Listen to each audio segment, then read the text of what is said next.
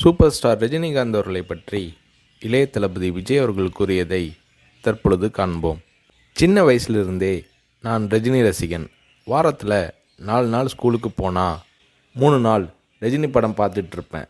எனக்கு 5 வயசாகி இருக்கிறப்ப ரஜினி சாரோட அன்புக்கு நான் அடிமை படம் ரிலீஸ் ஆச்சு. எப்படியாவது படம் பார்த்துடணும்னு ஆசை.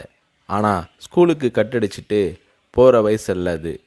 அதனால் நான் என்ன பண்ணினேன்னா, அப்பா ஷூட்டிங்க்கு போன உடனே எங்கள் அம்மா கிட்ட ரொம்ப அடம் பிடிச்சி மேட்னி ஷோவுக்கு போயிட்டேன்.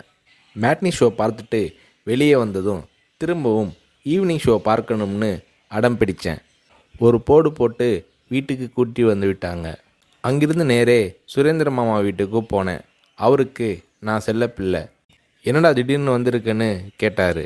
அன்புக்கு நான் அடிமை படம் பார்க்கணும்னு சொன்னேன். என்னடா திடீர்னு வந்து சொல்கிறானாரு. இல்லை, கண்டிப்பாக போகணும்னு சொன்னேன். சரி வா, அம்மா கிட்ட போய் சொல்லிட்டு போகலாம்னாரு. இல்லை, அம்மா கிட்ட சொன்னால் திட்டுவாங்க. நான் உங்கள் வீட்டில் இருக்கேன்னு சொல்லிட்டு வந்துட்டேன். படம் பார்த்துட்டு நைட்டு போயிடுறேன்னு. அதே மாதிரி சுரேந்திரர் மாமா கூட போய் 2வது தடவையாக படம் பார்த்துட்டு வீட்டுக்கு வந்துட்டேன். அப்படியும் சும்மா இருக்கலை. ஷூட்டிங் முடிஞ்சிட்டு 9 மணிக்கு அப்பா வந்தார். வாடா சாப்பிடலாம்னாரு. எனக்கு பசி இல்லைன்னு முகத்தை திருப்பிக்கிட்டேன். கோபமாக இருக்கிற மாதிரி நடிப்பு காட்டினேன். இல்லை, சாப்பிட்டு தான் ஆகணும். உன் ப்ராப்ளம் என்னன்னு சொல்லுனாரு. அன்புக்கு நான் அடிமைக்கு கூட்டிகிட்டு போனால் சாப்பிட்றேன்னு சொன்னேன். சாப்பாட்டை பரிமாறிக்கிட்டு இருந்த அம்மா என்னை பார்த்து, அட திருடா, என் கூட வந்து அந்த படத்தை மேட்னி ஷோவில் பார்த்துருக்குற மாதிரி முறைச்சி பார்த்தாங்க. சரி வந்து சாப்பிடுனாரு. சாப்பிட்டு முடித்ததும் நைட் ஷோவுக்கு கூட்டிகிட்டு போனார். உண்மையிலேயே அன்னைக்கு மேட்னி, ஈவினிங், நைட் ஷோன்னு 3 தடவை ரஜினி சார் படம் பார்த்தேன். படம் பார்த்துட்டு வந்ததும் அப்பா கிட்ட ஒரு அன்பு கட்டளை போட்டேன். நாளைக்கு நான் ரஜினி சாரை பார்க்கணும், அவர் கூட நின்று ஃபோட்டோ எடுக்கணும்னு சொல்லி அப்பாவோட கழுத்தை கட்டி பிடிச்சிக்கிட்டேன்.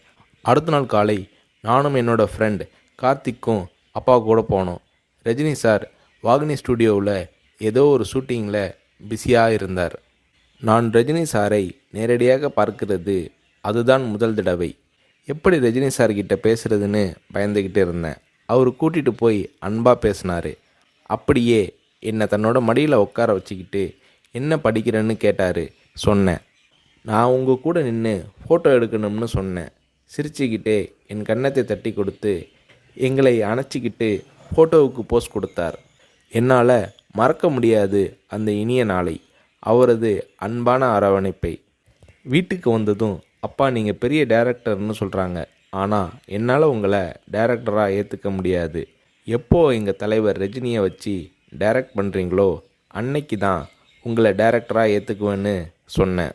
அப்பா என்னை பார்த்தாரு. ஒரு ஹிந்தி படம் டைரக்ட் பண்ணுறதுக்காக எங்கள் அப்பா பாம்பே போனார். எனக்கு ஹாலிடேங்கிறதால நானும் அம்மாவும் கூட போயிருந்தோம். மும்பையில் இருந்த ப்ரொடியூசர் பூர்ணச்சந்திர ராவ் எங்கள் அப்பாவுக்கு ஃபோன் பண்ணி கூப்பிட்டதும் அப்பா அவரை பார்க்க போனார். வரும்போது ரொம்ப சந்தோஷமாக இருந்தார். ஹோட்டலுக்கு வந்ததும் என்னை கூப்பிட்டு, விஜய், நான் டைரக்டர் ஆயிட்டேனாரு. ரஜினி சாரை நடிக்க வச்சு டைரக்ட் பண்ண போகிறேன்னாரு. அந்த படம் தான் நான் சிகப்பு மனிதன். நீங்கள் நம்புறீங்களோ இல்லையோ, அந்த படத்தை நான் 17 தடவை பார்த்தேன். நடிக்கணும்னு ஆசைப்படுறியே, உனக்கு நடிப்பை பற்றி என்ன தெரியும்னு எங்கள் அப்பா கேட்டதும் உடனே அப்போதே ஒரு சீன் நடித்து காட்டினேன். அது என்ன சீன் தெரியுமா? அண்ணாமலை படத்தில் ரஜினி சார் பேசிய பெரிய டைலாக் சீன். நான் ரஜினி ரசிகனாக இருந்ததால் அவரோட பல வசனங்களை மனப்பாடம் பண்ணி வச்சுருந்தேன். அதில் ஒரு வசனம்தான் எனக்கு உதவியது.